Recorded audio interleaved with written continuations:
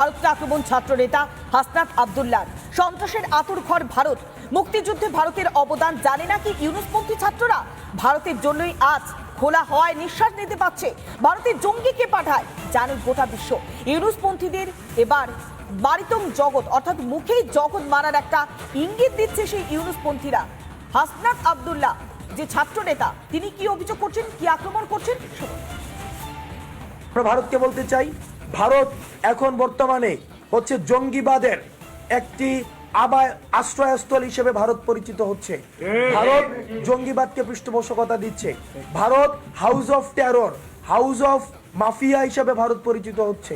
এই ভারত যাদেরকে আশ্রয় দিচ্ছে তাদেরকে আমরা জঙ্গি হিসাবে দেখি, এবং যেহেতু এই জঙ্গিরা বাংলাদেশের সার্বভৌমত্ব এবং অখণ্ডতার প্রতি হুমকি হিসেবে তারা বিবেচিত হয়, সুতরাং ভারত যদি জঙ্গিদেরকে আশ্রয় দেয়, তাদেরকে পৃষ্ঠপোষকতা করে, তাহলে ভারতের সাথে আমাদের পরবর্তী যে সম্পর্কটি, এই সম্পর্কটি কিন্তু প্রশ্নবিদ্ধ হবে।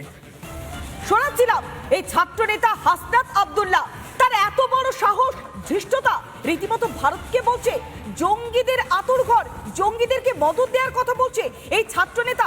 এর আগে বিএনপি নেতা, এর আগে সেনাপ্রধান, প্রাক্তন সেনাপ্রধানরা, প্রাক্তন সেনা কর্তারা, তারা রীতিমতো আক্রমণ করেছিল। আর এবার এই ছাত্র নেতা হাসনাত আব্দুল্লাহ, সে কি বলছে যে সন্ত্রাসের আঁতুড়ঘর ভারত, রীতিমতো সে এইভাবে হুঁশিয়ারি দিচ্ছে। তার ধরে কতগুলো মাথা, তার ধৃষ্টতা হয় কি করে, এই প্রশ্নটা বারবার উঠে আসছে।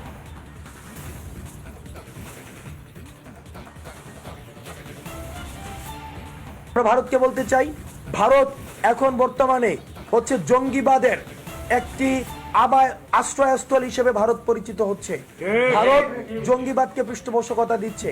Bharat house of terror, house of mafia হিসেবে ভারত পরিচিত হচ্ছে।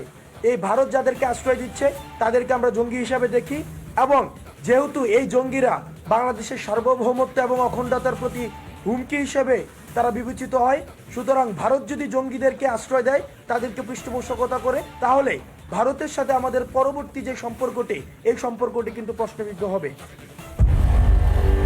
আর একটা কি জানি একটা লাফালাফাই যার পেটের